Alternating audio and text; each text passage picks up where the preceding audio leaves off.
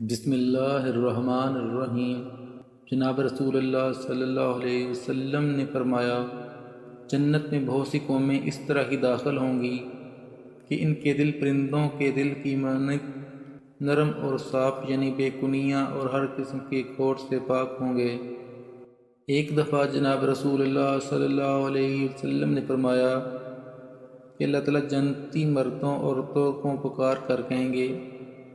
ایک دفعہ رسول اللہ صلی اللہ علیہ وسلم نے فرمایا کہ اللہ تعالیٰ جنتی مردوں اور عورتوں کو پکار کر کہیں گے، اے جنت والو۔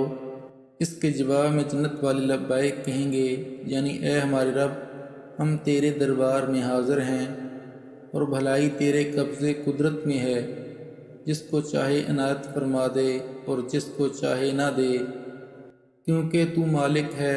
اس وقت اللہ تعالیٰ ان جنت والوں سے ارشاد فرمائے گا، کیا تم لوگ ہم سے خوش ہو؟ جنتی لوگ عرض کریں گے، اے ہمارے رب، تجھ سے خوش نہ ہوں گے تو کس سے خوش ہوں گے؟ کیونکہ تو نے ہم کو وہ چیزیں اپنے فضل و کرم سے عطا کیں جو اپنی مخلوق میں کسی کو بھی نہیں دیں۔ اس پر اللہ تعالیٰ ارشاد فرمائے گا، کیا اس سے بہتر اور اعلیٰ چیز تم کو نہ دے دوں؟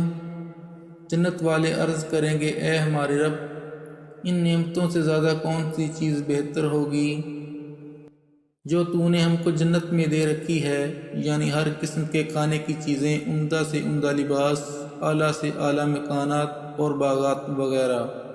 اس پر حق تعالیٰ ارشاد فرمائیں گے، اچھا میں تم کو اپنی خوشنودی کا پروانہ عطا کرتا ہوں اور اب کبھی بھی تم سے ناخوش نہ ہوں گا۔ گویا اللہ تعالیٰ کی رضامندی کا پروانہ اتنا قیمتی ہے کہ جنت کی تمام نعمتیں اس کے مقابلے میں ہیج اور بے قدر ہیں۔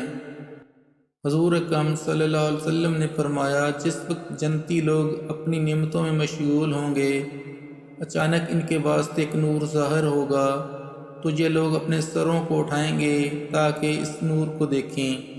بس دیکھیں گے کہ رب العالمین نے اوپر سے ان لوگوں پر اپنی تجلی ڈالی ہے۔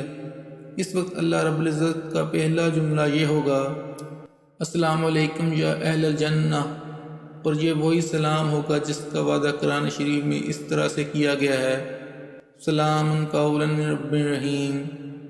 اس کے بعد فرمایا رسول اللہ صلی اللہ علیہ وسلم نے، پھر اللہ تعالیٰ ان لوگوں کی طرف محبت سے دیکھے گا اور اس طرح یہ لوگ بھی کھلم کھلا بغیر کسی پردے کے اللہ تعالیٰ کو دیکھیں گے، اور اس دیدار الہی کا ان لوگوں پر یہ اثر ہوگا کہ جب تک ان کی نظروں کے سامنے خدا کا دیدار رہے گا، جنت کی کسی نعمت کی طرف بالکل ہی توجہ نہ کریں گے، بلکہ دیدار الہی میں ایسے محب اور مست غرق ہو جائیں گے کہ جنت کی ساری نعمتیں بھول جائیں گے۔